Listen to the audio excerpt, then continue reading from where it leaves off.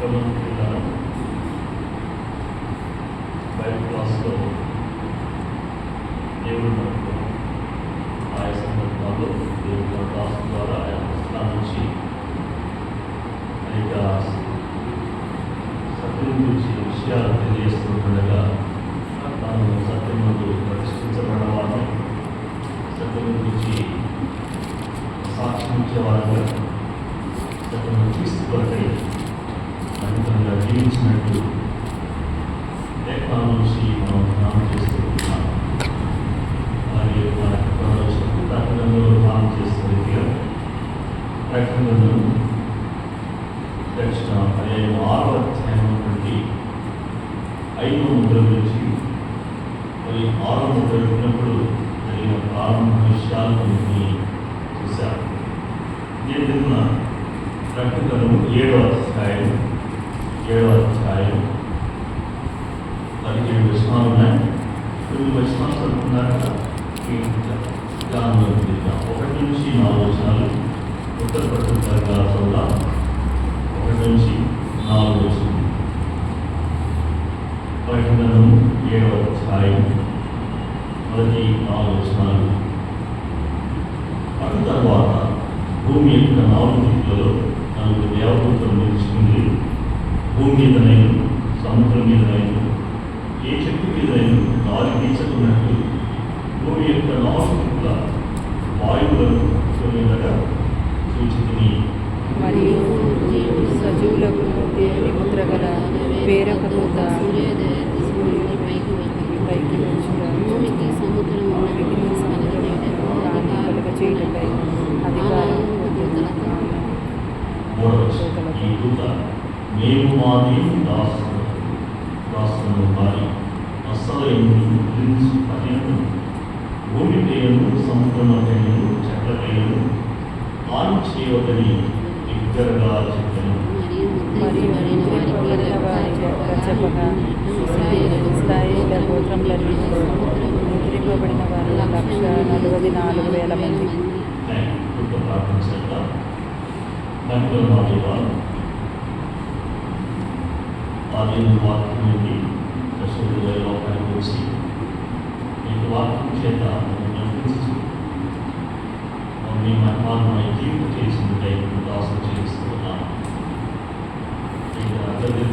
అసెంబ్లీలో Bible class కలిగి ఉండడానికి ఈ బైబిల్ క్లాస్లో అందరూ బైబిల్ చేయడానికి వచ్చిన అవకాశం బట్టి దాసం చేస్తున్నాను. లేఖనాలు పఠించబడి ఉండగా అది మీకు ఆత్మ చేత నాకు బోధించండి, మీ నామాన్ని కలిగించండి, సంఘానికి క్షేమం కలిగించండి. చేయవలసిన మేమందరం కూడా ఈ వాక్య సత్యాన్ని గ్రహించి కేవలం నాకు సాయిపడుతుందిగా వారి కూడా యేసుక్రీస్తు ప్రార్థిస్తున్నాము తండ్రి. ఆమేన్. సభ్యులారా, పద్మస్త్రీపురంలో పరవాసినటువంటి అపోస్తలుడైన యోహాను గారు తాను ఆయన 7 ముద్రల గురించి చూస్తున్నప్పుడు 7 ముద్రలలో మొదటి ముద్ర ఏ విధంగా ఆ జీవి ఇతరుగా చెప్పగలిగిన 2వ ముద్ర 3వ ముద్ర అలాగే 4వ ముద్ర వరకు ఈ యొక్క లోకం మీదకి వచ్చేటువంటి ఆయా సంఘటనలు మనం చూస్తున్నాం. 5వ ముద్రలో యేసుక్రీస్తు ప్రభు వారి యొక్క సాక్ష్యం నిమిత్తం దేవుని వాక్యం నిమిత్తం ఎవరైతే వధించబడ్డారో సాక్షులయ్యారో వారి వాడు వచ్చినటువంటి విషయాన్ని 5వ ముద్రలో చూస్తున్నాం. 6వ ముద్ర విప్పినప్పుడు ఆ యొక్క పెద్ద భూకంపం కలగడం, సూర్యుడు కంబలో నడపవడం, చంద్రుడు అంతా కూడా రక్తవర్ణమయడం, పెద్ద గాలి చెట్టు తీసుకురాడినటువంటి అంజూరు చెట్టు అకాలకు కాయలు రానట్టుగా ఆకాశం నుండి ఆ యొక్క నక్షత్రాలను రాళ్ళని మనం గమనిస్తూ వచ్చాము. ఇలా అనుకుంటున్నగా 7వ అధ్యాయంలో మనం గమనిస్తున్నట్లయితే ఈ 6వ ముద్ర తీర్పు ద్వారా తెగుళ్ళు మరియు ఆయన ఉత్పత్తులలో ఈ లోకం దేవుడు ఇశ్రాయేలులో 12 గోత్రాల నుంచి 1,44,000 మందిని ముద్రించినట్టుగా మనం గమనించగలుగుతున్నాం. 12 గోత్రాల్లో ఒక్కొక్క గోత్రం నుంచి 12 వేల మంది చొప్పున 5వ వచనం నుంచి చూడగలం.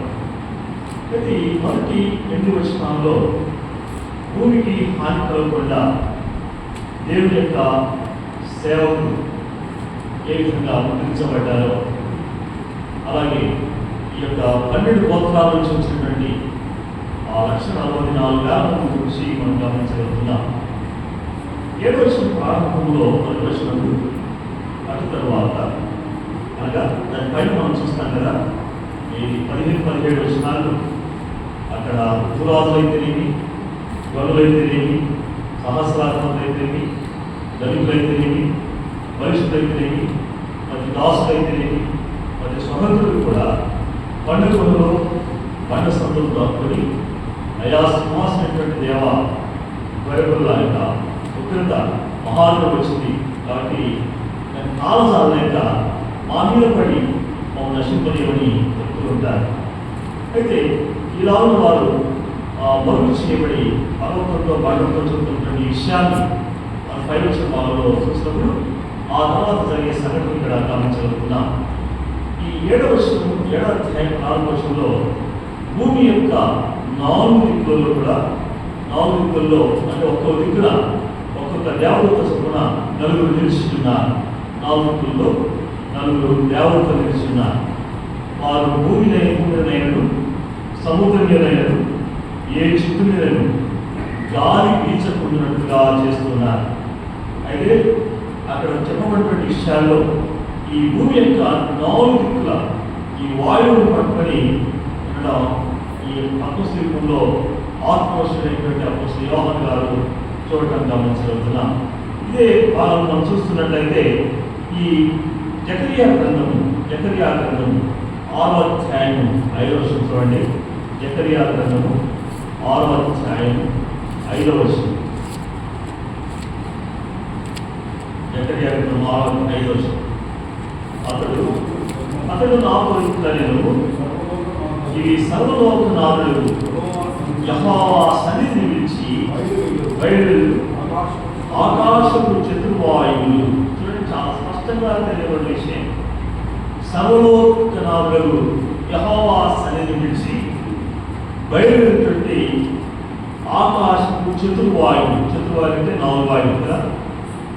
4 దిక్కుల్లో 4 దేవతలు ఉన్నారు. ఈ 4 దేవతలు కూడా ఈ చతుర్వాయువును పట్టుకుని ఉండడం ఇక్కడ మనం గమనించగలుగుతున్నాం. మీరు ఈ 4 దిక్కులు ఈ పట్టుకున్నగా ఏం జరిగింది అని అంటే, అక్కడే మనం ఇర్మియా గ్రంథంలోకి వచ్చినట్లయితే 49వ అధ్యాయం 36వ వచనం గమనించండి. ఇర్మియా గ్రంథం 49వ అధ్యాయం 36వ వచనం.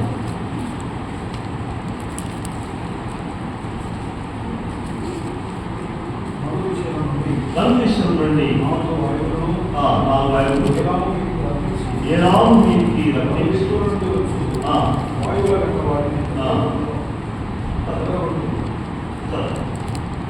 ఇక్కడ ఈ భాగం మనం చూసినట్లయితే నలుదిశల నుండి 4 వాయువులు ఏలాము మీదికి రప్పించి ఈ నలుదిశ నుండి వచ్చేటువంటి వాయువుల వెంట వారిని చెరబట్టడం జరుగుతూ ఉంది.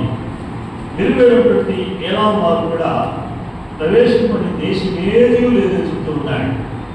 ఎందుకనగా వాళ్ళంతా చెరబట్టబడ్డవారు, భయప్రాంతులైనటువంటి వారు నలుదిక్కులో కూడా వారు ఏ విధంగా ఎలాంటి పరిస్థితుల్లో వారు ప్రాణాన్ని కుప్పిట పెట్టుకొని పారిపోయారో మనము గమనించవచ్చు. దానియేలు గ్రంథంలో కూడా మనకు వచ్చిన చూద్దాం. దానియేలు గ్రంథము 7వ అధ్యాయం 2వ వచనం. దానియేలు గ్రంథము 7వ అధ్యాయం 2వ వచనం.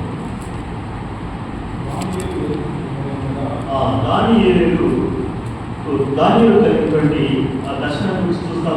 దానియేలు జోడించి చెప్పింది అనగా, రాత్రి ఎందు దర్శనములు కలిగినప్పుడు నేను తేలి చూస్తుండగా ఆకాశపు నలుగుల నుండి సముద్రం మీద గాలి విసురుట నాకు కనబడెను అన్నాడు. దానియేలు కలిగినటువంటి ఆ దర్శనం ఆ పడవ మీద తను చూసి సంక్షేపంగా వివరించి రాస్తూ దాన్ని వివరిస్తూ ఇలా చెప్తూ ఉన్నాడు. రాత్రి 5 దర్శనం కలిగింది. ఆ సమయం నేను పేరు చూస్తుండగా ఆకాశం యొక్క 4 దిక్కులు, ఇందాక మనం చూసింది భూమి యొక్క 4 దిక్కుల నుంచి మనం చూసాం. ఇప్పుడు దానియేలు కలిగిన దర్శనంలో ఆకాశం యొక్క 4 దిక్కుల నుండి గాలి విసురుట, ఎక్కడి నుంచి ఆకాశం 4 దిక్కులు ఎక్కడికి విసురుతుంది గాలి? సముద్రం మీద గాలి విసురుట నాకు కనబడినట్టున్నాడు. ఎంత భయంకరమైన పరిస్థితులు ఏర్పడుతున్నాయో ఆ 3వ వచనం నుంచి కింది భాగాల్లో రాయబడుతున్నాయి. 4 మిక్కిలి గొప్ప జంతువులు సముద్రం నుండి పైకి రావడం జరుగుతూ ఉంది. ఆ యొక్క 4 జంతువులు గంభీరమైనటువంటి మృగాలు ఉన్నాయి. ఇలా ఈ యొక్క పరిస్థితుల్లో ఉంటుండగా ఈ 4 దిక్కుల నుండి ఉన్నటువంటి 4 దేవదూతలు ఈ ఆ యొక్క వాయువును పట్టినట్టున్నారు. పట్టినట్టుగా 2వ వచనం వస్తుంది. మరి శరీరులకు దేవుని ముందర వేరొక దూత సూర్యోదయ దిశ నుండి పైకి వచ్చుట సూచించి నేను ప్రాచీనం నుంచి చదువుతున్నాను. సో భూమి యొక్క ఇక్కడ 4 దిక్కుల నుంచి వచ్చిన తర్వాత మరొక దూత ఈ సజీవుడైనటువంటి దేవుడైనటువంటి దూతగా ఉండి ఆయన సూర్యోదయ దిశ నుండి వస్తూ ఉన్నాడు.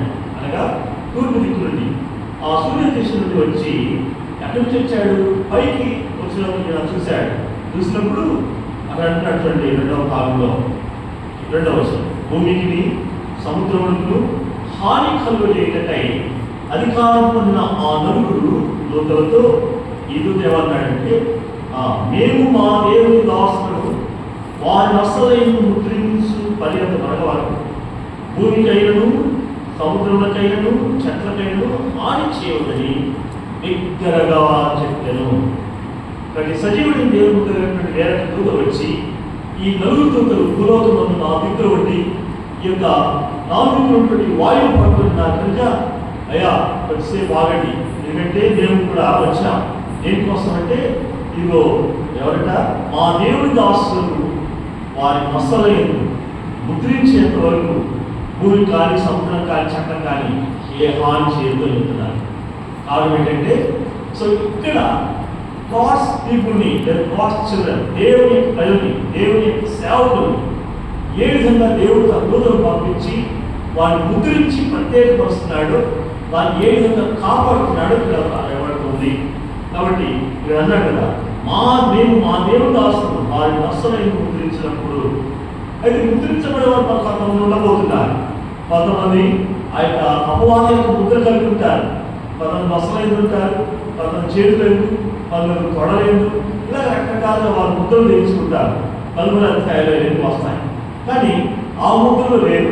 ఇక్కడ దేవుని యొక్క సేవకులు, దేవుని యొక్క పిల్లలకు జరిగేటువంటి ముద్ర లేదు. అది ఇంకా విశేషించి చెప్పాలంటే ఈ 7వ అధ్యాయంలో ఎవరో వారు మన లేఖనాల్లో కింది భాగంలో మనం చూడవచ్చు. ఇక్కడ ఉంటుండగా ఈ యొక్క దేవుని యొక్క దాసులు, అంతేకాకుండా ఈ భూమి కానీ సముద్రం కానీ చక్ర కానీ హాని చేయవద్దు అంటున్నాడు.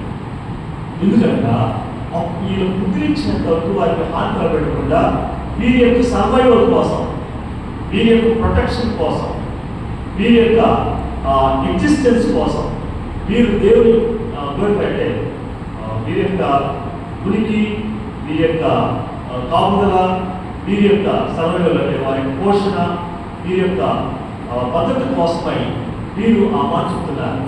చెట్లకు కానీ భూమి కానీ ఆ యొక్క సముద్రం కానీ హాని చేయొద్దు అని. ఇలా ఉంటుండగా 4వ వచనం చూడండి. 4వ వచనంలో ఏమంటున్నాడంటే, మరి ముద్రింపబడిన వాళ్ళ యొక్క చెప్పగా వింటిని. సో ఏంటంటే ఇశ్రాయేలీయుల గోత్రములన్నిటిలో ముద్రింపబడిన వారు 144,000 మంది. ముద్రింపబడిన వారి యొక్క లెక్క చాలా క్లియర్గా ఉంది. ఈ లెక్కల గురించి కొంతమంది అనుకుంటున్నారు కేవలం కొన్ని డినామినేషన్స్ వారికే, లేకపోతే కొంతమంది వ్యక్తులకే చెందింది లెక్క అని అనుకుంటున్నారు. కానీ కాలే కాదు, ఇక చాలా క్లియర్గా రాయబడింది. ఈ 1,00,000 ముద్రింపబడిన వారు ఇశ్రాయేలు గోత్రములన్నింటిలో అంటే 12 గోత్రములన్నింటిలో నుండి వారు ముద్రించబడ్డారు. 1,44,000 మంది. వారెవరో కింద రాస్తున్నాడు 5వ వచనం నుంచి. యూదా గోత్రంలో ముద్రింపబడ్డవారు 12,000 మంది, రూబేను గోత్రంలో ముద్రింపబడ్డవారు 12,000 మంది, గాదు గోత్రంలో ముద్రింపబడ్డవారు 12,000 మంది, ఆషేరు గోత్రంలో ముద్రింపబడ్డవారు 12,000 మంది, నఫ్తాలి గోత్రంలో ముద్రింపబడ్డ 12,000 మంది, అలాగే మనష్షే గోత్రంలో ముద్రింపబడ్డ 12,000 మంది, షిమియోను గోత్రం ముద్రింపబడ్డ 12,000 మంది, లేవి గోత్రం ముద్రింపబడ్డ 12,000 మంది, ఇశ్శాఖారు గోత్రం ముద్రింపబడ్డ 12,000 మంది, యోసేపు గోత్రంలో ముద్రింపబడ్డ 12,000 మంది, బెన్యామీను గోత్రంలో ముద్రింపబడ్డవారు 12,000 మంది. ఇలా మొత్తం లెక్క చూసరికి 1,44,000. 12,000 కదా, 12,000 చూస్తే 1,44,000 మంది. అంటే ఇలా ఉంటుండగా వీరి యొక్క పరిస్థితి ఏంటి, వీరు ఏం జరుగుతుంది, ఇదంతా ఒక భాగం. 1వ వచనం నుంచి 8వ వచనం వరకు. అయితే 9వ వచనం నుంచి మనం గమనిస్తున్నట్లయితే 9 నుంచి 17వ వచనం వరకు లెక్కింపజాలను పెట్టి ఎవరు లెక్కింపడానికి గొప్ప సమూహం కనబడతా ఉంది, గొప్ప జనసమూహం. వాటి గురించి మరికొన్ని విషయాలు క్లుప్తంగా మన సమయంలోనే ధ్యానం చేయడానికి ప్రయత్నం చేద్దాం.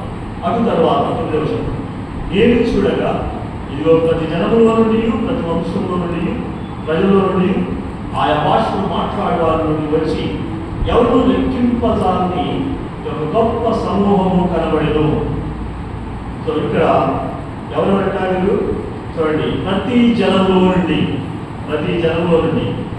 ఈరోజు కొంతమంది జనాలు మేము మా జనం అనుకుంటారు, అలాగే కొంతమంది ఏమనుకుంటారు, మా వంశం అని చెప్పుకుంటున్నారు, లేకపోతే మా గోత్రం అని చెప్పుకుంటున్నారు, మా భాష అనుకుంటున్నారు.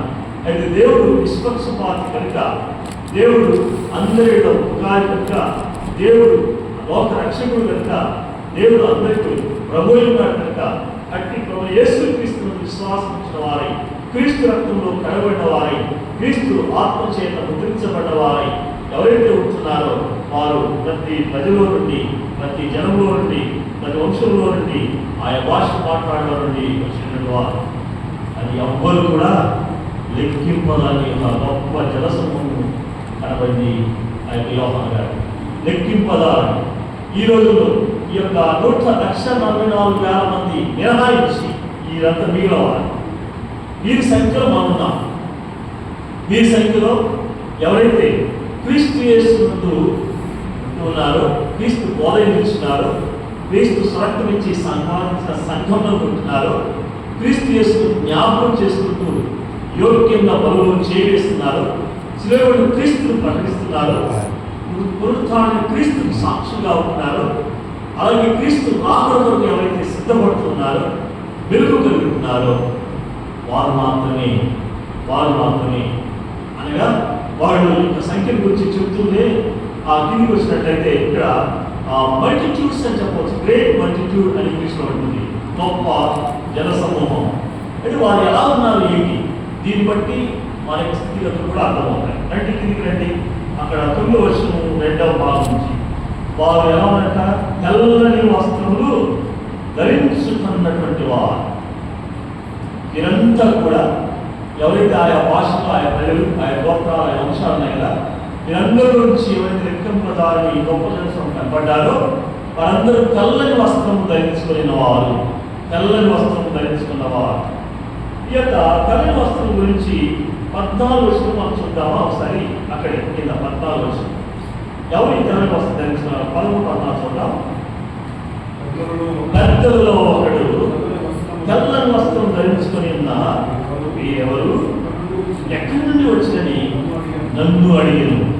అందుకు నేను, అయ్యా నీకే తెలియనగా, ఏమంటుందండి, నీకే తెలియనగా ఇలా నాతో చెప్పాను, మీరు మహాశ్రమ అనుభవించి వచ్చిన వారు గొర్రెల రక్తములో తమ వస్త్రములను ఉదుకుకొని వాటిని తెలుపు చేసుకుని. ఎవరు ఏ తెల్లని వస్త్రాలు ధరించుకుంది? ఆ గొప్ప జనసమూహంలో ఉన్నటువంటి వారే. అయితే ఏదో బయట ఊరేగింపులో పోయిన వారు, ఉత్సవాలు పోయినటువంటి వారు, పెళ్లిలో పోయినటువంటి వారు, లేకపోతే ఉద్యమాల్లో పోయినటువంటి వారు కాదు. ఎవరి గొప్ప జనసమూహము? క్రీస్తు యేసు యొక్క రక్తంలో కడగబడినటువంటి వారు. గొర్రెలైన యేసు క్రీస్తు యొక్క రక్తంలో తమ పాపములు కడిగి వేసుకొని తమ వస్తున్నటువంటి జీవితాలన్నీ వారు తెలుపు చేసుకున్నటువంటి ఉదుకుని తెలుపు చేసుకున్న వారు మనం కూడా చూస్తాం. ఉడికేయకపోతే ఏం చేస్తాం? బాగా నీళ్ళు నానబెట్టి తర్వాత సోపు పెట్టి శుభ్రంగా ఉతికి జాడించి ఆరేస్తాం, శుభ్రంగా ఉంటుంది. సో ఇట్లాగే మరి మన జీవితాలు మరి మనం ఎందుకు, మన హృదయాలు ఎందుకు పవిత్రంగా ఉండలేకపోతున్నాయి? మన మనస్సాక్షి ఎందుకు ఉండలేకపోతుంది? మన యొక్క స్వభావం ఎందుకు ఉండలేకపోతుంది? మన యొక్క వైఖరి ఎందుకు ఉండలేకపోతుంది? మన ప్రవర్తన ఎందుకు ఉండలేకపోతుంది? అయితే క్రీస్తు యేసు వారు ఆయన లోకభావం మోసుకుంటూ దేవుని తోడుకు వచ్చి యేసుక్రీస్తు ప్రభువారు గొర్రెల వలె ఒదిగిపోబడిన వాడు ఉంటుండగా అట్టి ప్రోక్షింపబడిన పరిశుద్ధ రక్తదారుడు మన పాపమును కడిగి వేసుకుని యోహాను రాసిన మొదటి పత్రిక 1వ అధ్యాయం చూస్తాక యేసు రక్తం ఉన్న పాపం నుండి మనం కడిగి పవిత్రుడుగా చేయి. హెబ్రీయులకు రాసిన పత్రికలో చూస్తాం, ఆ రక్తం ప్రోక్షింపబడినప్పుడు అన్నీ కూడా శుద్ధి చేయబడతాయి. అలాగే మరి మనం కూడా ప్రతి పాపం కడిగి వేసుకోవాలి. మన జీవితం అంతా కూడా శుద్ధి చేయబడాలి. ఎప్పుడైతే శుద్ధి చేయబడుతుందో, ఎప్పుడైతే తెలుగుగా అనగా పవిత్రంగా, తెలుగు అనేది పరిశుద్ధంగా పవిత్రతకు సూచన, అలా పవిత్రమైనటువంటి కానీ చాలామంది విశ్వాసం ఉంచుతున్నారు, చాలా సంతోషం. నీకు బాప్తిస్మం పొందుతున్నారు, చాలా సంతోషం. సంఘానికి చేరొస్తున్నారు, మంచిదే. అలలో పాల్గొంటున్నారు, కానీ మంచిదే. అయితే మరి మన హృదయం పరిశుద్ధంగా ఉందా? మన మనస్సాక్షి పరిశుద్ధంగా పవిత్రంగా ఉందా? మన కన్నులు పవిత్రంగా ఉన్నాయా? మన నోరు, మన నాలుక, మన పెదాలు పవిత్రంగా ఉంటున్నాయా? మన చేతులు పవిత్రంగా ఉంటున్నాయా? ఇది కూడా నిశ్చాప్రాప్తం అంటాడు. పెదవులు కానీ తగిన పవిత్రమైనది. దేవుడు రాష్ట్ర అంటున్నాడు పౌలు గారు, పవిత్రమైన చేతులకి ప్రార్థన. పవిత్రత, పవిత్రత. కొత్తగొడి రాష్ట్ర మరుపతిలో పేరు గారు అంటున్నాడు, ఆయన ప్రభు చెప్పిన మాట స్టేట్మెంట్ ఇస్తాడు, నేను పరిశుద్ధమైన ప్రకారం మీరు పరిశుద్ధులై ఉండి అంటాడు. సమస్త ప్రవర్తన ఎందు పరిశుద్ధత కలిగి ఉండాలి. మనం అంగీకరించిన క్రీస్తు, మనం క్షమించిన క్రీస్తు, మన కొరకే ప్రాణించి తిరిగిన యేసుక్రీస్తు పరిశుద్ధుడై ఉన్నాడు కనుక, ఆయన పరిశుద్ధ సంఘంలో చేర్చాడు కనుక, పరిశుద్ధ జనాంగంగా మనం చేర్చాడు కనుక మనం పరిశుద్ధంగా జీవించాలి. ఈ యొక్క తెలుగు గురించి ఈ విషయాలు చూస్తున్నాం. కాబట్టి మన యొక్క జీవితాల్లో వీటి పరిశుద్ధత కలిగి ఉన్నారు. వారు ఉదుక్కున్నారు, వస్త్రం ఉదుక్కున్నారు, వాటిని తెలుగు చేసుకున్నారు. అందుకనే రక్షణలో మొదటి మెట్టు మాత్రమే కాకుండా రెండో మెట్టు సైంటిఫికేషన్ ప్రాసెస్ అనేది, అనగా రక్షణ తీర్మానం చేసిన నుంచి ప్రభు యేసుక్రీస్తు వారు వచ్చేంత వరకు, లేదా మన యొక్క తుది శ్వాస అనగా ప్రాణం పోయేంత వరకు, మరణం వరకు నమ్మకంగా ఉండమని ప్రకటన 2వ అధ్యాయంలో చెప్పిన రీతిగా, ప్రాణాపై వచ్చినట్టు నమ్మకంగా ఉండమని చెప్పబడిన రీతిగా, ఇదిగో మనం అనుదినం దేవుని యొక్క వాక్యం చేత మనం శుద్ధి చేసుకున్న వారమై పరిశుద్ధంగా ఉంటున్నాయి.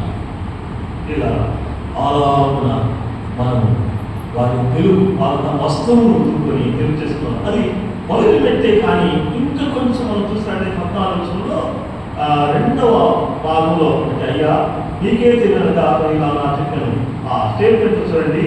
ప్రారంభంలో మీరు మహాశ్రమ అనుభవించి వచ్చిన వారు గొర్రెల రక్తంలో తమ వస్త్రం ఉదుక్కొని తెలుగు చేసుకున్న వారే, కానీ సాదాసీదగా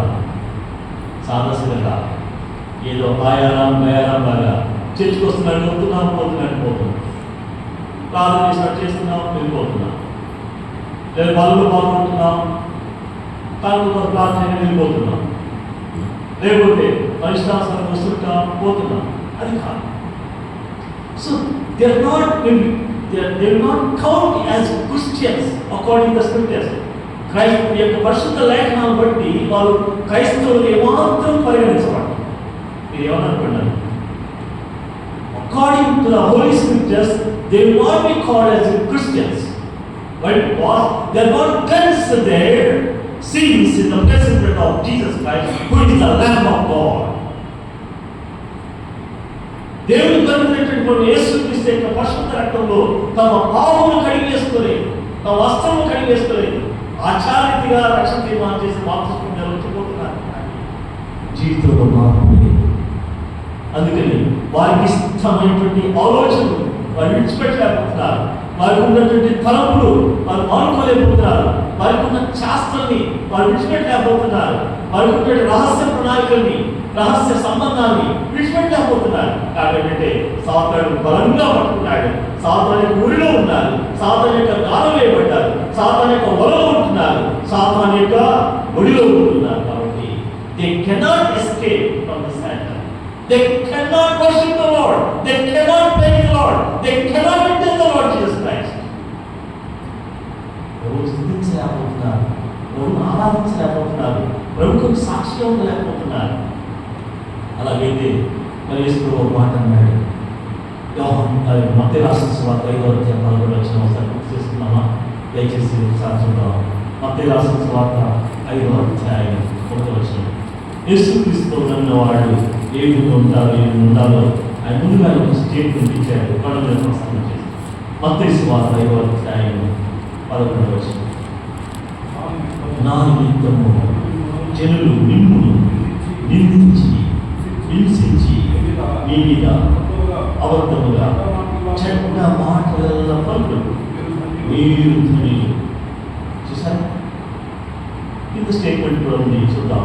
సంతోషించి ఆనందించండి, పరలోకము మీ ఫలమార్గములను ఇలా ఉన్న వారు మీకు పూర్వమున్న ప్రవర్తనను హింసించి. యేసుతో చెప్తున్నాడు. ఎవరు చెప్పిన మాట కాదు, యేసులో విశ్వాసం.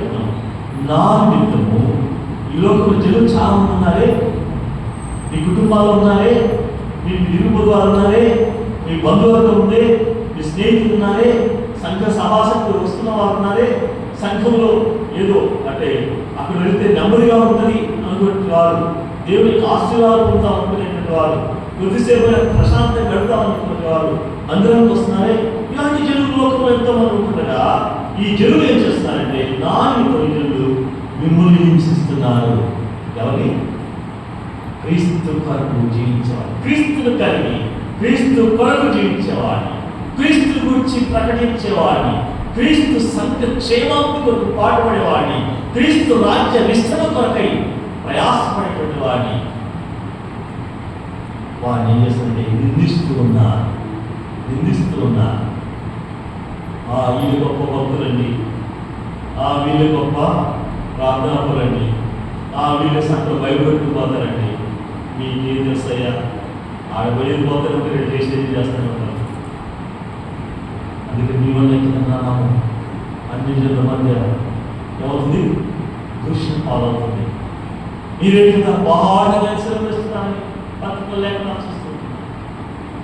కానీ జనులు మాత్రం ప్రభుత్వ యథార్థంగా న్యాయవంతంగా జీవించేవాడిని, పరిశుద్ధులుగా నీతిమంతులుగా జీవించేవాడిని, ప్రభుత్వంపై ప్రయాసపడినటువంటి వారిని ఏం చేస్తున్నారంటే నిందిస్తూ ఉన్నారు. రెండవది హింసిస్తున్నారు. అనాథ మాటలతో నిందిస్తారు, రకరకాల పదజాలతో నిందిస్తారు, అంత హింసిస్తారు. మానసికంగా హింసిస్తారు, భౌతికంగా హింసిస్తారు, సోషల్ ఆస్పెక్ట్ సామాజికంగా హింసిస్తారు, ఫినాన్షియల్ మ్యాటర్స్ ఆర్థికమైన విషయాలు హింసిస్తారు, రిలేషన్షిప్స్ మ్యాటర్లో సంబంధ విషయాల్లో హింసిస్తారు, ఫెలోషిప్ విషయాలు సహవాస విషయంలో వాళ్ళు హింసిస్తారు, పరిచయ విషయం మినిస్ట్రీ పాయింట్ ఆఫ్ వ్యూలో సేవపరంగా హింసిస్తూ ఉంటారు. ఇన్ని రకాల పేర్లు ఉన్నాయి, హింసిస్తారు. ఇంకా ఏంటంటే మీ మీద అబద్ధముగా చెడ్డ మాటల పలుకున్నప్పుడు మీరు ప్రజలు ఏం చేస్తారు? గుర్తుపెట్టు, చాలా మంది ఈ యొక్క అబద్ధాల గురించి చాలా సులువుగా తెలుసుకుంటారు. Simply they want to escape from the punishment or from the people. ఆ యొక్క మనుషుల నుంచి లేదా ఆ యొక్క శిక్ష రాబోతుంది అనుకున్నప్పుడు ఈ యొక్క అబద్ధాన్ని చాలా సులువుగా ఉపయోగిస్తారు, చాలా సులువుగా. లేకపోతే తాము కలిగింది నెరవేర్చుకోవాలనుకున్నప్పుడు ఆ అబద్ధాన్ని ఉపయోగిస్తారు. ఈ అబద్ధంతో వాళ్ళు ఏదో సాధించాలనుకుంటారు, అప్పుడు మేము తప్పించుకున్నాం అనుకుంటారు. నువ్వు చేసావా అంటే నువ్వు అబద్ధం అనుకోలేదు. ఈ అబద్ధాల గురించి లేకుండా చాలా ఉన్నాయి. దీన్ని ఒక మాట చూద్దామా? అబద్ధికులు కూడా ఏం జరగబోతుందో ప్రకటన 2వ అధ్యాయంలో లాస్ట్ వచ్చినటువంటి ఈ యొక్క లిస్టులో ఇది ఒక లిస్టు. మనం చాలా చోట్ల లిస్టులు ఉన్నాయి. ఈ లిస్టులో ఉన్నటువంటి ఎవరు పడవ రాజ్యానికి వెళ్ళరు. 21వ అధ్యాయంలో వచ్చిన ప్రకటన తిరిగి వారు అవిశ్వాసులు, అసహ్యులు, నరహంతకులు, వ్యభిచారులు, మాంత్రికులు, విగ్రహారాధకులు, అబద్ధికులందరూ అగ్ని గంధకములతో మండు గుండంలో పాల్పొందులు. ఇది రెండవ మరణం. విస్తరించాడు అని అనుకుంటారు. మన లిస్టు పైన లేదు అనుకుంటారు. లాస్ట్లో చక్కగా ఇమర్చబడింది. అబద్ధం అంటే పైన ఇస్తుంది. అందరూ వారిని అబద్ధులందరూ కూడా అగ్ని గంధకములతో మండు గుండంలో పాల్పొందులు. రెండవ మరణం. Terrific punishment. So the lake of fire is boiled like anything. That is the second time. కాబట్టి అబద్ధాలు అనేటువంటి వాటిని చాలా సులువుగా ఒక సాధనకు ఉపయోగించుకోదండి. వాక్యం చెప్తున్న మాట. కాబట్టి ఇలాంటి పరిస్థితులు కూడా ఇదిగో ఈ అబద్ధాలుగా చెడ్డ మాట కూడా పలుకుతారు. అబ్బో మీరు వచ్చేసరికి ఒక అమ్మని అంటారు, అయ్యా మీరు మరి గొప్పవాళ్ళు అంటారు, వాళ్ళు మీరు లోపు తెలుస్తూ ఉంటారయ్యా, రండి ఇంటికాడ చూడండి, రండి షాపు దగ్గర చూడండి, రండి బజార్లో చూడండి, రండి బయటికి రండి. ఇంత మాటలు అంటారు. భార్య భర్త కొట్లాడుకుంటూ ఇంత మాటలు అంటారు. ఇరుగు వర్గం కొట్లాడుకుంటూ ఇంత మాటలు అంటారయ్యా. ఇదిగో తల్లిదండ్రులు ఇంత మాట్లాడతారయ్యా. అదిగో పెద్దల పిల్లలను దూషించేప్పుడు ఇలా అంటారయ్యా. సేవలు నిన్ను మాట్లాడతారయ్యా. మీకు ఏం తెలుసు? ఎంత ఆశ, ఎంత అవమానం, ఏమన్నా కొంచెమైనా అంటే ఏమంత బాధ. కానీ ఇక్కడ మనం చూస్తున్నట్లయితే అబద్ధం మాటగా చెడ్డ మాట. ఎందుకంటే ఆ అబద్ధంతో చెడ్డ మాటతో ఎదుటివాన్ని ఏదైనా లొంగదీసుకోవాలా, ఎదుటివాన్ని తన కింద తొక్కేయాలా, ఎదుటివాన్ని డామినేట్ చేయాలా, ఎదుటివాన్ని ఏదో రకంగా మానసికంగా ఏదో రకంగా వాడిని దెబ్బతీయాలి. ఆ వ్యక్తిని కానీ స్త్రీ కానీ చూసుకున్నాడు. కానీ యేసు ప్రభు అంటున్నాడు, ఇదిగో నా నిమిత్తము, ఎవరి నిమిత్తం? ప్రభు నిమిత్తం. అయినా అన్నారా వేరే విషయాలు కాదు, ప్రభు నిమిత్తం, ప్రభు కొరకు. ప్రభు ఆయన మాత్రం సత్యం జీవమైనాడు. ఆయన పరిశుద్ధుడు నీతిమంతుడు అవుతున్నాడు, న్యాయాధిపతి అవుతున్నాడు. అలాంటి ప్రభు నిమిత్తమై జనులు నిందించి హింసించి వీళ్ళు అబద్ధంగా చెడ్డ మాటలు పడినప్పుడు మీరు దాన్ని సంతోషించి ఆనందించండి. కానీ ఆ శ్రమలో ఏమో సంతోషం కదా. అది ఇన్ని మాటలు కొత్త మాట అనుకుంటే ఎట్లా? ఇన్ని మాట్లాడుతుంటే కలిసి రోజుపోతే ఎట్లా? కానీ సంతోషించి ఆనందించండి. దుఃఖం రావచ్చు, మానసిక వేదన కలగవచ్చు, శ్రమ కలగవచ్చు, ఎంతో దిగులు ఉండవచ్చు. కానీ మన పక్షంగా ఉండి రాజ్యవాడు వాడు, మన పక్షంగా ఉండి తీర్పు తీర్చువాడు, మన పక్షంగా దేవుడు న్యాయాధిపతి ఏంటి, ఆయన జరిగించబోయే కార్యాలు తదుపరి మాటలు మనం చూస్తాం.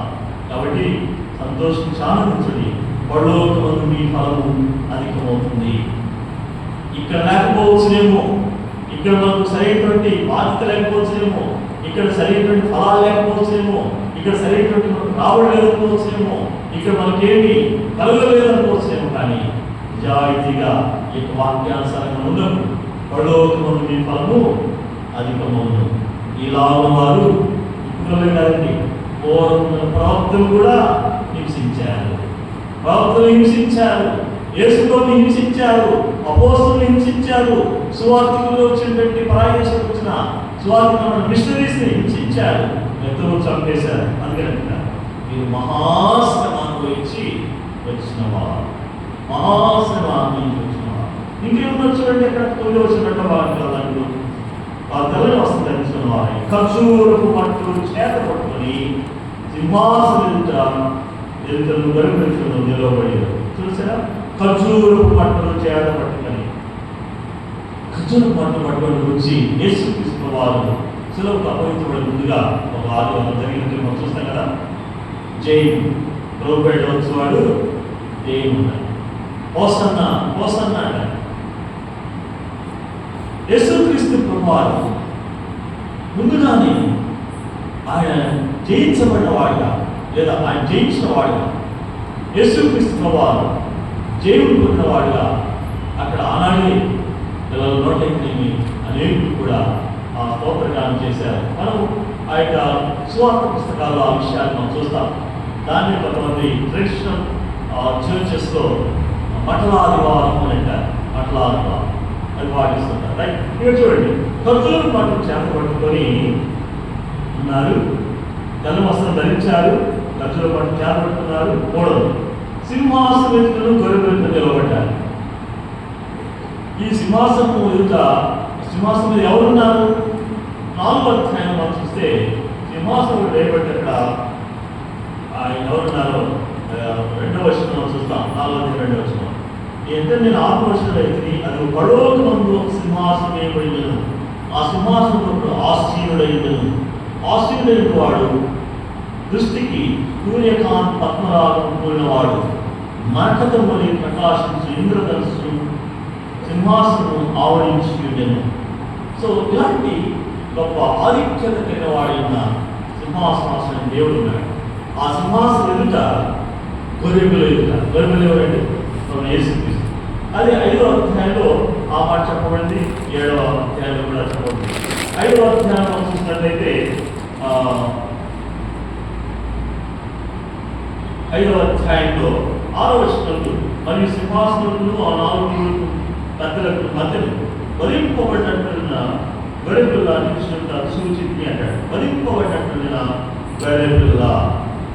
9వ వచనాలను కూడా చూడండి, అక్కడ కూడా పెద్దలు, నీవు ఆ గ్రంథం తీసుకొని దాని ముందుకు ఎదురు నీ వరింపబడిన వాడై నీ రక్తమిచ్చి ప్రతి వంశములను ఆయా భాష మాట్లాడేవారు, ప్రతి ప్రజలను, ప్రతి జనములను దేవుని కొరకు మనుషులను కొని మా దేవుడికి వారి ఒక రాజ్యంగాను యాజకులుగాను చేసి ఎవరైనా ప్రభువైన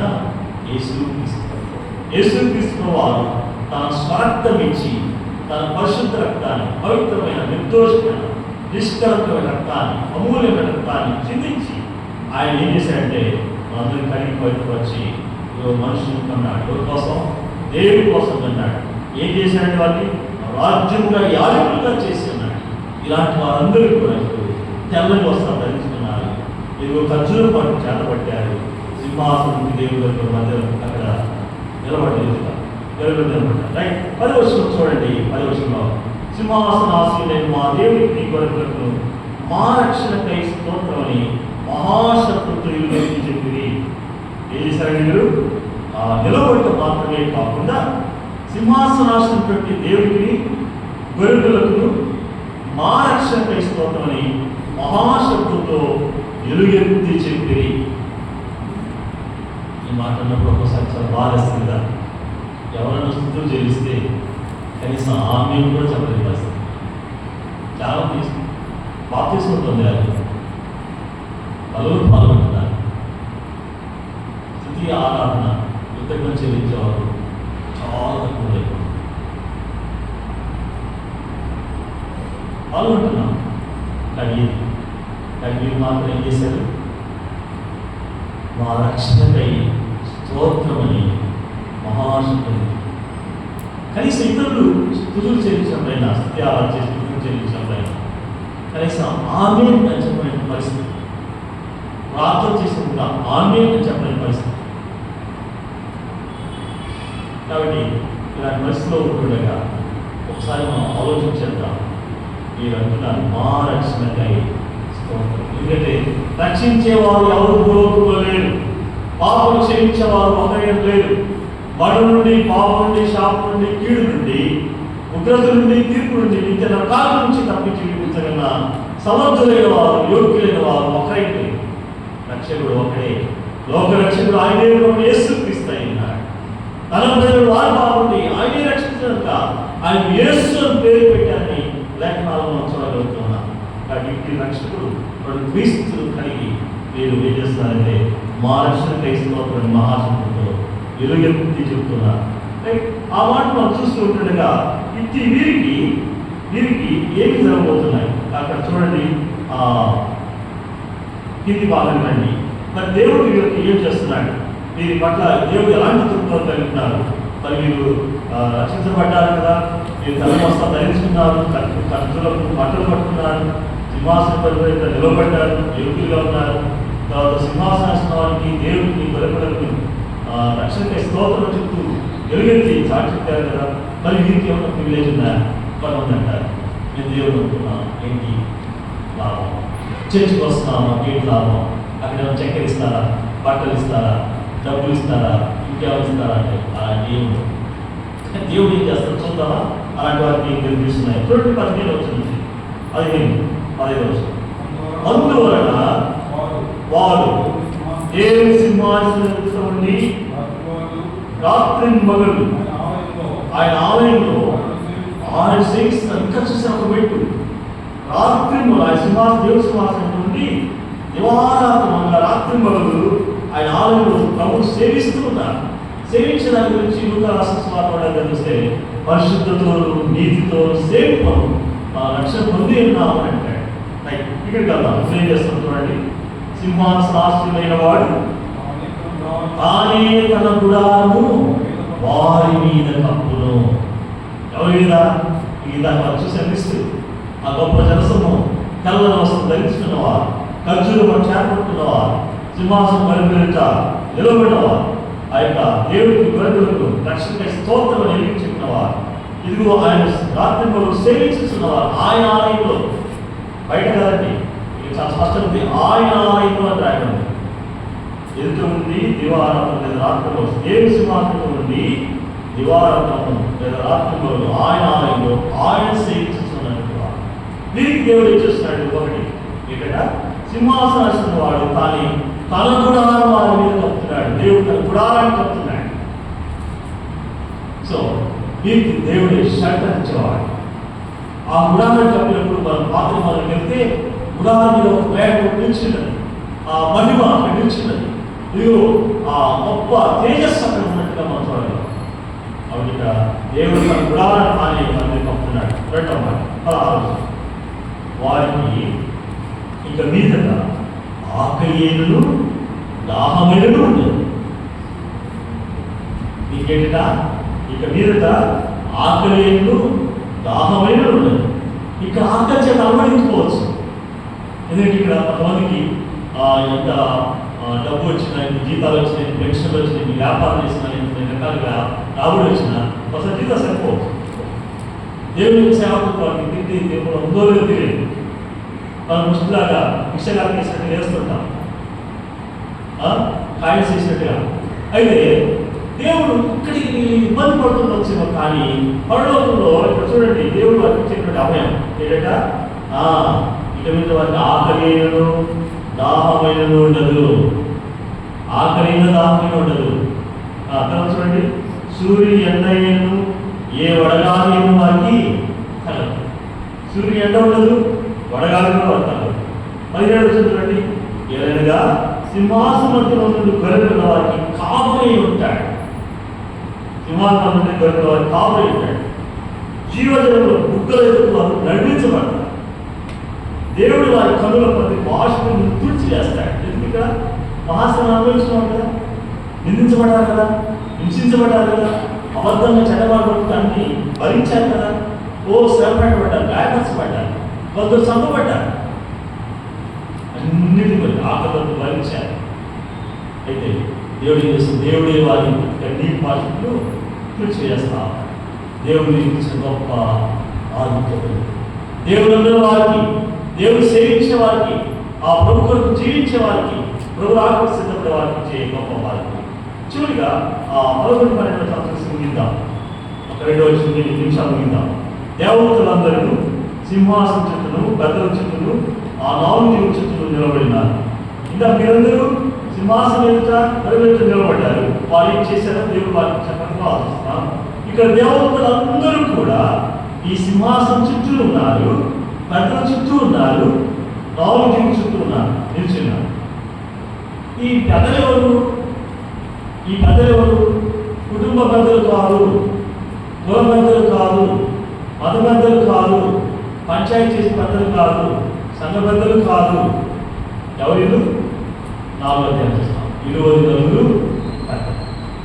ఆ 20 నలుగురు పెద్దలు ఆ ప్రభు యొక్క సింహాసనం పక్కన 24 సింహాసనం ఏమంటే వారు తెల్లని వస్త్రం ధరించుకున్న వారై బంగారు కిరీటం ధరించుకున్నవారు అయినను ఆ బంగారు కిరీటంలో ఆ సింహాసనం పడవేసి ప్రభువును సేవిస్తూ ఆయన స్థుతిస్తూ ఆరాధించిన వారు, ఆయన మహిమను తగ్గించుకున్న వారు. కాబట్టి ఈ ప్రజలు ఉన్నారు. ఇంకా ఎవరున్నారు అక్కడ చూడండి, 4 జీవులు ఆర్భటించుతూ ఉన్నారు. 4వ సంఖ్యత అక్కడ అక్షరాలు ఆర్భటించేవారు, ప్రభు స్థుతించి మహిమపరిచేవారు. ఈ దేవుని చుట్టూ, సింహాసనం చుట్టూ, ప్రజల చుట్టూ, 4 చుట్టూ నిలబడి ఉన్నారు. వారు ఏం చేస్తున్నారు చూడండి, సింహాసనం ఎదుట సాష్టాంగపడి ఆమేన్, యుగయుగముల వరకు మా దేవునికి స్తోత్రములు, మహిమయు, జ్ఞానమును, కృతజ్ఞతాస్తుతియు, ఘనతయు, శక్తియు, బలము కలుగుగాకని చెబుతూ దేవునికి నమస్కారం చేస్తారు. ఈరోజు కొంతమంది ఇళ్ళలో కానీ బయట కానీ ఎక్కడైనా కానీ కొంతమంది పొగడ్తలు కోరుకుంటారు. కానీ ఇక్కడ ఏం చేశారు, ఈరోజు ప్రజలు వాళ్ళు కలిసి సాష్టాంగపడి నమస్కారం చేశారు.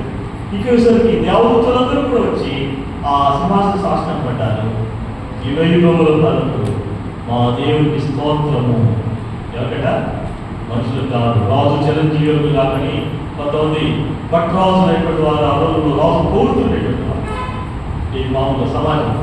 కానీ అది కాదు, ఈ దేవుడికి, ఆ గొప్ప దేవుడికి యుగయుగముల వరకు మా దేవుని స్తోత్రము, మహిమ, జ్ఞానం, తర్వాత ఏంటంట కృతజ్ఞతాస్తుతి, ఘనత, శక్తి, బలం ఎన్ని కలుగులాక దేవుని చుట్టూ వారు దేవుని ఆడుతున్నారు, దేవుని మహిమపరుస్తున్నారు. ప్రభుత్వ సభగా అలాగైతే మనం ఏ లెక్కలో ఉన్నాం ఒకసారి ఆలోచించాలి. మనం